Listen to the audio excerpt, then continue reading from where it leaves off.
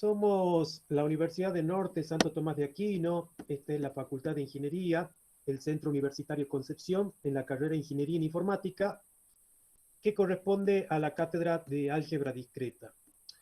Hoy vamos a desarrollar un tema que se conoce como el álgebra de Boole.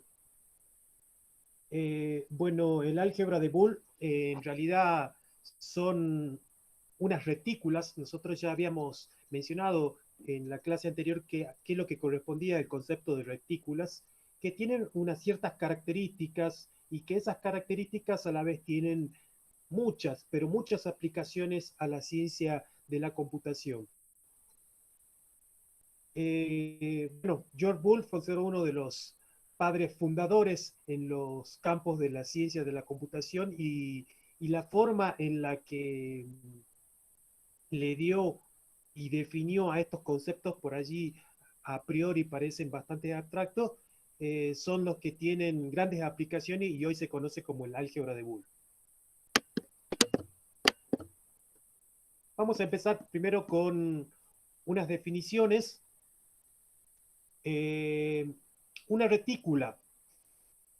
Una, la definición 1 establece una definición por ahí diferente a la que nosotros estamos acostumbrados cada vez que analizamos las álgebras de Boole.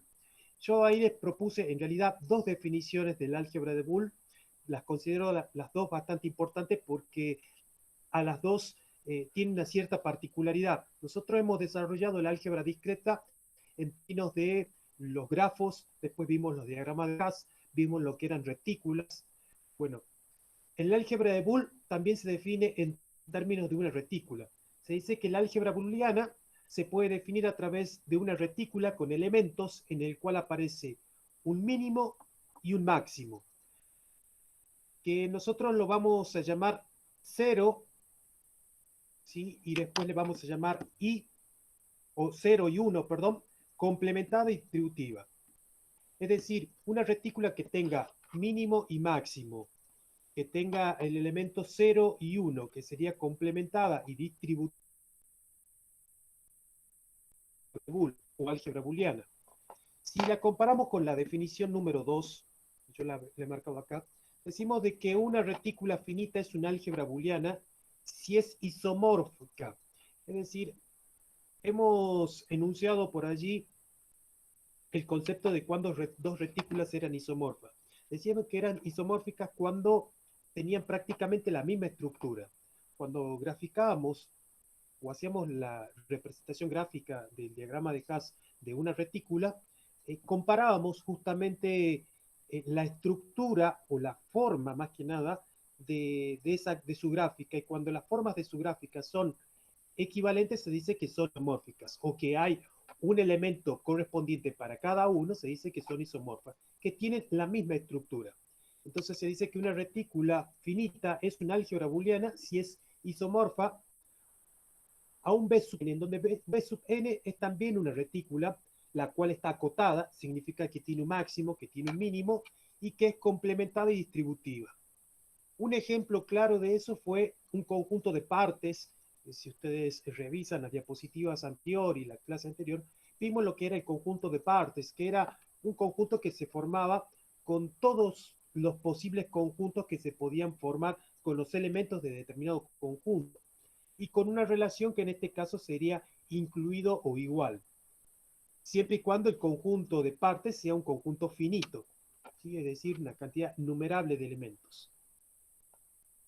Bueno, una observación muy importante, y acá yo les puse con color importante, es que para cada n solo existe un tipo de retícula de la forma PDS inclusión. Significa partes de S, inclusión o igual, que solo dependen de n y que tiene 2 a la n elementos. Esa va a ser, esta expresión de 2 a la n elementos, va a ser una forma en la cual nosotros vamos a identificar cuando un diagrama de Haas responde a una álgebra booleana.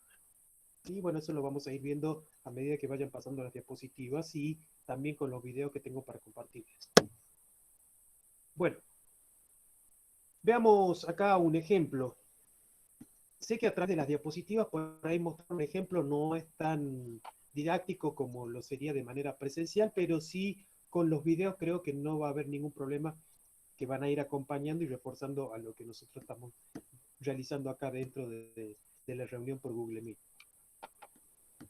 Si tenemos un conjunto A que está formado por estos elementos, 1, 2, 3, 6, y supongamos que tenemos relación divide, significa entonces que 1 divide a 2, 1 divide a 3, 1 divide a 6, luego 2 divide a 2 y 2 divide a 6, porque 2 nos divide a 3. Entonces, si tenemos en cuenta eso y armamos el diagrama de Haas, vamos a tener gráficamente lo que tenemos acá. Fíjense que el diagrama de Haas está armado en términos de la relación divide. Entonces tengo que 1 divide a 2, 1 divide a 3 y 1 también divide a 6, pero como no podemos hacer un camino entre 1 y 6, porque ahí estaremos haciendo un camino transitivo, el cual no es válido para el diagrama de Haas, solamente vamos desde 1 hasta 2 y desde 2 hasta 6. Quiere decir que 1 también divide a 6. Luego, creo que hay otro alumno que quiere ingresar. Sí. Luego, observamos que 2 divide a 6. 3 divide a 6. Por lo tanto, vamos armando este diagrama de Haas. Allí tenemos el diagrama de Haas que ya lo habíamos armado en las diapositivas anterior con esta relación divide. Ahora bien, también vamos a suponer otra relación, en este caso un conjunto A', que va a estar formado por los conjuntos partes de este conjunto que está formado por dos elementos AB. Si hago el conjunto partes de este conjunto AB, significa que voy a armar todos los conjuntos posibles con estos dos elementos. Bueno, el primer conjunto que voy a incluir va a ser el conjunto vacío. Recordemos que el conjunto vacío está incluido en todo conjunto. Luego voy a armar el conjunto unitario A y el conjunto unitario B. Y por último, el conjunto AB. Allí tenemos los 4 conjuntos. A partir de allí, vamos a encontrar una función que va a estar definida entonces de la siguiente forma, de A en A'. ¿Qué significa esto? Que estos dos conjuntos y son isomorfos, ¿por qué? Porque puedo crear una relación muy, pero muy ligada entre los ambos elementos. Por ejemplo, a uno lo puedo relacionar con el elemento doble cero, ¿sí? Como lo mostramos acá en la figura. A 2 lo puedo relacionar con el elemento 0, 1. A 3 con el, perdón, a 2 con 1, 0. A 3 con 0, 1 y a 6 con 1, 1. En el cual observamos de que gráficamente estos dos gráficos que estamos señalando acá correspondientes a los diagramas de Haas son prácticamente lo mismo. Lo único que difieren son justamente sus vértices, en donde sus vértices tienen diferentes nombres. Entonces puedo variar incluso los vértices, colocar otros vértices más. Y lo que voy a ir haciendo es encontrando otro conjunto con el cual es isomorfo, en este caso el conjunto. Entonces allí decimos de que esos dos conjuntos tienen la misma estructura. Bueno, si lo marcamos con la relación que teníamos al principio, en donde 1 estaba relacionado con el conjunto vacío, 2 con el conjunto unitario A, 3 con el conjunto unitario B y 6 con el conjunto formado por estos dos elementos, en este caso AB, se puede ver fácilmente de una correspondencia 1 a 1 entre los elementos.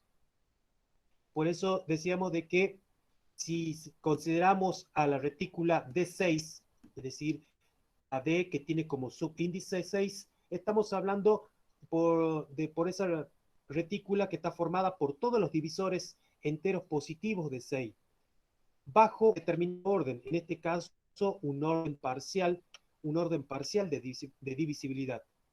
En ese ejemplo se muestra que el diagrama de Haas, que en este caso es de D sub 6, y ahora se ve que aparte de sub 6 es isomorfo a B sub 2, en donde B sub 2 está formado por todos los elementos que tenemos acá, que viene a ser 1, 0, 1, 1, 0, 1, 0, 0. De hecho, también observamos de que podemos crear esto de decir, de formar una función en el cual estamos relacionando a los elementos de D sub 6 con B sub 2, en donde D sub 6 son todos los valores que son divisibles a 6 y B sub 2 son todos los valores que están determinados de esta forma a través de este diagrama. Son isomorfos, ¿por qué? Porque hay una relación. Puedo relacionar a 1 con 0, 0. Yo se lo voy a colocar acá. Cuando hablo de relacionar 1 con 0, 0, significa que estoy haciendo esto. Lo voy a remarcar. Fíjense que a través de 1 y el doble 0 podemos crear una relación. Luego 2.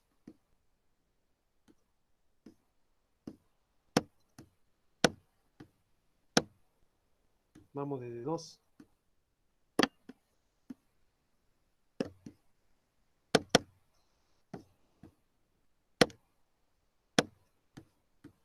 Hasta 10.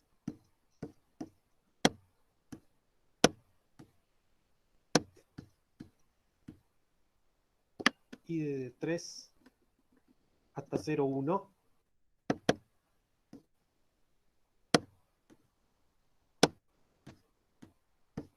Y desde 6 hasta doble 1.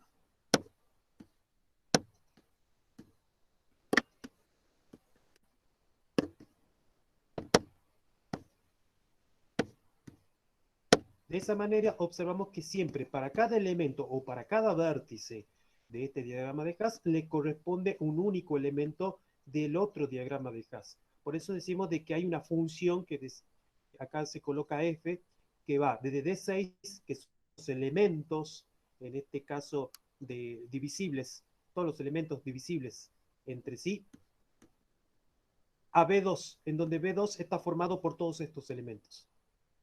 Hay un isomorfismo, entonces allí vemos que hay un isomorfismo entre ambos diagramas de Haas.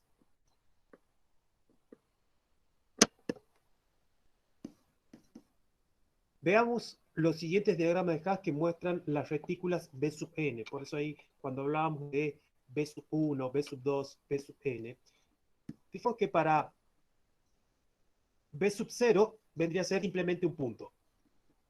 Para B sub 1 vendría a ser solamente un camino que va a ir de 0 a 1. Para B sub 2 vamos a tener este diagrama. Fíjense cómo vamos desde 0, 0 hasta 1, 0, 0, 1, 1, 1. Que acá cuando hablamos de estos elementos 0, 0, 1, 1, 1, 0, son elementos en el sistema binario.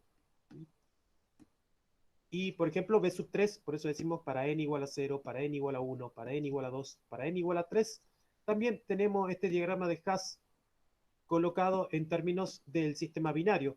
Triple 0, que tiene como elemento mínimo y como elemento máximo triple 1. Y así de la siguiente forma. 1 doble 0, 0 1 0, doble 0 1, 0 doble 1, 1 0 1, doble 1 0. Esas son las retículas que son complementadas y distributivas, a las cuales son isomórficas las retículas, o que tienen que ser isomórficas las retículas para ser consideradas un álgebra de Boole que habíamos mencionado en la definición anterior, o en las diapositivas anteriores. ¿Cómo hacemos para demostrar de que una retícula es un álgebra de Boole? Esa es una pregunta que normalmente se van a hacer cuando ustedes se enfrenten con el trabajo práctico, porque en el trabajo práctico va a ser justamente eso, se les va a presentar una retícula y tienen que probar que esa retícula es un álgebra de Boole. Bueno, hay que seguir los siguientes procedimientos. Primero que nada, examinar su diagrama de Haas o construir un isomorfismo entre la retícula dada, que le pueden llamar L, y un B sub n. ¿Pero quién es B sub n? B sub n lo van a sacar a través de acá, de estas posibles conjuntos que yo les marqué acá, cómo se comportan B sub 0, B sub 1, B sub 2 y B sub 3 correspondiente a las retículas que son complementadas y distributivas. Segundo, verificar que se cumplan los 4 axiomas de Huntington. Los axiomas de Huntington ya lo vamos a ver en las diapositivas posteriores, pero también podríamos demostrar de que una retícula no es un álgebra booleana. Bueno, se puede recurrir a que el número de elementos que posee un conjunto no puede expresarse como potencia de 2. Por eso le decía en las diapositivas anteriores que esa expresión de 2 a la n era muy importante. ¿Por qué era muy importante? Porque es justamente lo que me va a poder permitir asegurar de que una determinada retícula no es un álgebra booleana, siempre y cuando la cantidad de elementos que posee esa retícula no se puede expresar como una potencia de 2. O también que no cumple con algunos de los axiomas o propiedades correspondientes a la álgebra booleana, que bueno, son los que le voy a mencionar a continuación. Veamos un ejemplo. Sea n un entero positivo, recuerden que dn, d6, así como lo estamos marcando a los conjuntos correspondientes, decíamos de que es el conjunto de todos los divisores positivos, en este caso a n. Bueno, como estamos hablando acá de una retícula bajo la relación de divisibilidad, entonces tomamos, por ejemplo, para n igual a 20. Ahí decimos de que tenemos d sub 20, que significa todos los divisores de 20. Bueno, ¿cuáles son los divisores de 20? Y tenemos 1, tenemos 2, tenemos 4, 5, 10, 20. Es decir, tenemos 3 y 3, 6 divisores. Quiere decir entonces que D20 está formado por 6 elementos, que son los divisores de 20. En la figura 739, como lo marcamos acá, tenemos ya realizado el diagrama de Haas para, en este caso, para D20. Ahora, si consideramos este conjunto de todos los divisores positivos, y en este caso para n igual a 30, acá ya tenemos que considerar los divisores de 30. Y los divisores de 30 estarían dados 1, 2, 3, 5, 6, 10, 15 y por último 30. Bueno, también tenemos el diagrama ya realizado para D30, en el cual podemos observar ambos diagramas, D20 y D30. Y ahora sí, vamos a considerar si corresponden o no a una álgebra booleana. Bueno, si consideramos la retícula A y B de todos los divisores enteros positivos de 20 y 30, como lo tenemos acá a la derecha, allí la he vuelto a colocar a los diagramas de Haas, bajo el orden parcial de divisibilidad, la retícula A tiene 6 elementos. ¿Sí? De hecho, si lo contamos, 1, 2, 3, 4, 5, 6 elementos. Ahora, 6 ¿se puede escribir como potencia de 2? No, de hecho no. 6 no se puede escribir como potencia de 2, porque la potencia de 2 parte desde 1 porque es 2 a la 0, desde 4 porque es 2 al cuadrado, desde 8 porque es 2 al cubo, y ya no pasamos. 6 no se puede escribir como potencia de 2. Por lo tanto, no cumple con esa condición. Y si no cumple con esa condición, significa de que esa retícula no es una álgebra booleana, por lo menos la de el gráfico A. Veamos ahora correspondiente a D30. D30, ¿cuántos elementos tiene? D30 tenía 8 elementos. Si lo contamos acá, 1, 2, 3, 4, 5, 6, 7, 8 elementos. Ahora, 8 es un número que se puede escribir como potencia de 2. De hecho, es igual a 2 al cubo. Por lo tanto, no me asegura de que es una álgebra booleana, pero sí tiene grandes probabilidades de serlo. Entonces, podría ser una álgebra booleana. No puedo asegurar de que no es una álgebra booleana. Y bueno, después deberíamos comparar. Ahora, si comparamos ambas figuras con algún conjunto que sea isomorfo, en este caso lo vamos a comparar con B sub 3, ya habíamos mencionado quién era B sub 3, que correspondía a 3 elementos en el binario. Si comparamos gráficamente, podemos observar que más allá de que no hagamos la correspondencia el 1 a 1 con cada uno de sus elementos, vamos a ver que los gráficos son muy, pero muy parecidos. Prácticamente lo mismo. En lo único que difieren por ahí es en los vértices. Por lo tanto, si existe una relación F que relaciona a los elementos, acá dice D sub 20, vamos a corregirlo, es D sub 30. B sub 30, que son los divisores positivos a 30, es isomorfo a B sub 3. Por lo tanto, cada uno de los elementos tiene una íntima, una relación 1 a 1 con los vértices de B sub 3. Así podemos asegurar ya que como sus elementos se pueden escribir como potencia de 2 y además es isomórfica a algún B sub n, en este caso a esta retícula que está complementada y distributiva, entonces podemos asegurar de que D sub 30 es una álgebra booleana.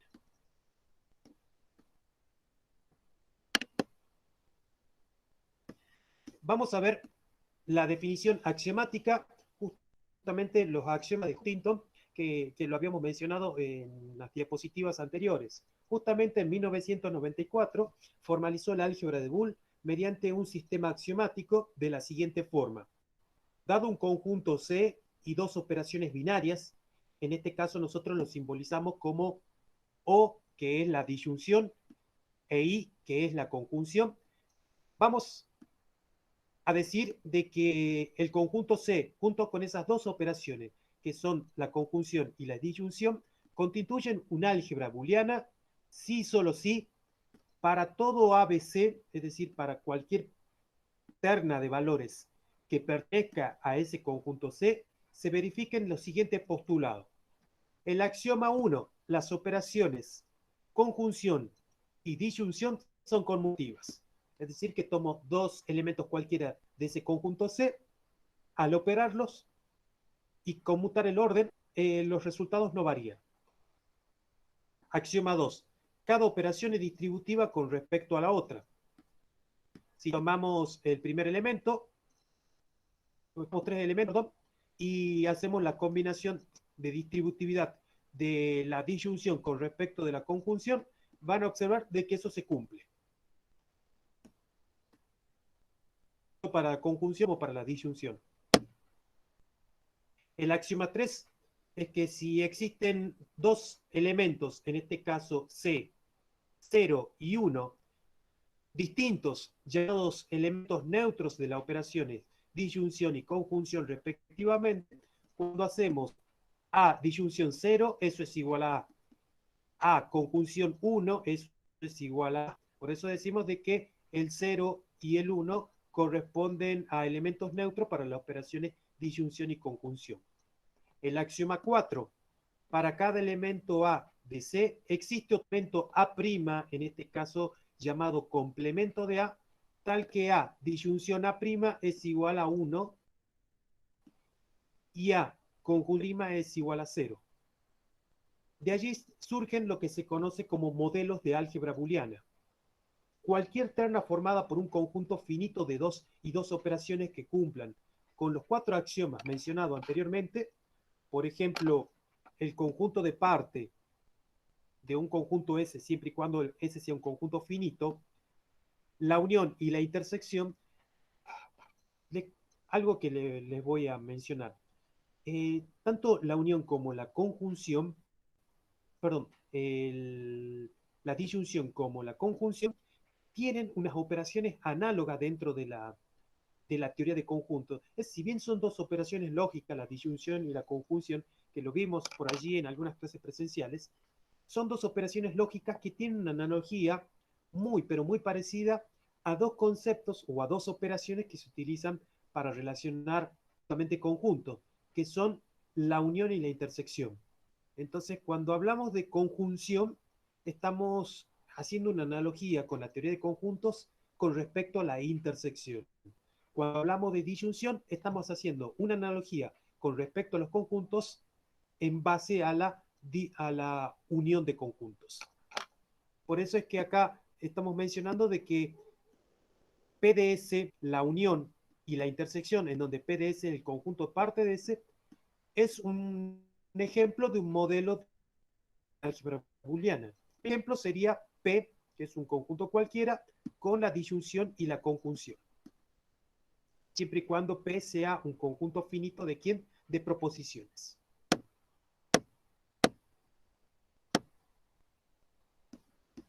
Bien, acá vamos a formar dos operaciones, la suma y el producto lógico definido de esta forma, ¿sí? No son productos y sumas ordinarias, sino que son regidos bajo estas leyes. Voy a considerar dos elementos, en este caso 0 y 1, y 0 y 1 también para el producto. Cuando sumamos acá, por lo menos para este cuadro de doble entrada, la suma va a ser exactamente a la forma ordinaria. No significa que sea exactamente igual con respecto, o que signifique lo mismo, pero para sumar es exactamente lo mismo. Ahora, para multiplicar, van a observar que también bajo las mismas operaciones, pero no significa exactamente lo mismo que el producto ordinario y la suma ordinaria que ustedes están acostumbrados. Son solamente operaciones de la suma y el producto lógicos definidos de esa forma. Una observación que también me parecía bastante interesante es tener en cuenta toda álgebra booleana debe ser isomorfa a algún b sub n, ¿sí? Ya sea a un b sub 0, a un b sub 1, a un b sub 2, a un b sub 3. Es decir, entonces, que cualquier álgebra booleana debe ser isomorfa a algún b sub n, que son esas retículas complementadas y distributivas que habíamos dado en las diapositivas anteriores. La retícula es acotada, toda álgebra booleana debe ser una retícula acotada y complementada. De hecho, acotada porque debe tener un primer y un último elemento, y complementada porque debe tener a 0 y a 1 que se complementan mutuamente. Y tercero, que toda álgebra booleana debe ser distributiva. Bueno, pero ¿por qué hereda? Justamente al ser significa que a veces, pero que decimos que toda álgebra booleana es isomorfa a algún B sub n, en donde B sub n es una retícula que está acotada, está complementada y distributiva. Y como es isomorfa, significa que tiene la misma estructura. Y si tiene la misma estructura, entonces la álgebra booleana hereda todas las características de la cual es isomorfa. Es decir, que también es acotada, que también es complementada y que también es distributiva. Pero vale la pena tener en cuenta de que toda álgebra booleana tiene esas tres condiciones o cumple con esos tres requisitos. Unos teoremas que por allí son importantes de que los conozcamos. Primero, el teorema de principio de dualidad. Dada una identidad deducible de los axiomas del álgebra de Boole, por lo tanto válida, se obtiene otra identidad igualmente válida reemplazando la operación disyunción por conjunción y viceversa, o al neutro 0 por 1 y viceversa. El teorema 2 es la ley de idempotencia para la operación disyunción, es decir, que para todo A perteneciente a un conjunto C, A disyunción A es igual a. Y esa es la ley de idempotencia para los elementos que se encuentran en una álgebra booleana. Otro, el teorema 3, es la ley de idempotencia para la conjunción, o sea, se cumple tanto para la disyunción como para la conjunción. Luego tenemos los teoremas que es la ley de absorción para la operación disyunción, es decir, A disyunción 1, eso es igual a 1. La ley de absorción para la conjunción, A conjunción 0, eso es igual a 0. La ley de redundancia para la operación disyunción. Fíjense que tenemos A disyunción, el lazo de A conjunción AB es simplemente igual a A. Luego tenemos la ley de redundancia para la conjunción, la misma. Tengo A conjunción, el asociado de A disyunción B es simplemente A. ¿Qué les quiero marcar acá? Que si tenemos para todo A puede estar colocado en términos de la disyunción o de la conjunción para un asociado entre A y cualquier otro valor que pertenezca a C, el resultado siempre va a ser A. Eso es la ley de redundancia para la disyunción y para la conjunción. Y luego tenemos la ley de unicidad del complemento. Si A pertenece a C, existe un complemento, que en este caso A' es único.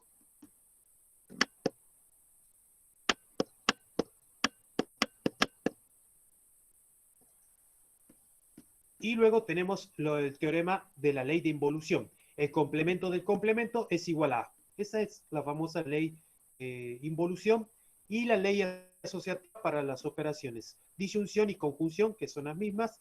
La ley de De Morgan, que básicamente es una analogía de la ley de De Morgan en lógica. Acá tenemos A disyunción B, el complemento es igual a ¿quién? A la conjunción de los complementos de A y de B. Y luego la segunda ley de De Morgan, que es la misma que tenemos acá, pero en términos ya de la conjunción. Acá lo teníamos en términos de la disyunción. Y la ley de complementación de los neutros, es decir, el complemento de 0 es 1 y el complemento de 1 es 0. La ley de redundancia para la operación disyunción, es decir, A disyunción A', complemento en este caso, es igual a ¿quién? A disyunción B. Lo mismo sucede la ley de redundancia para la operación conjunción, en donde tenemos A conjunción y ahora tenemos en términos del complemento de A, eso va a ser ¿quién? Conjunción B.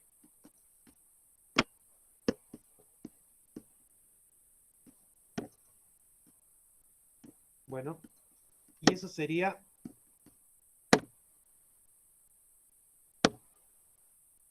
vamos a detener la grabación.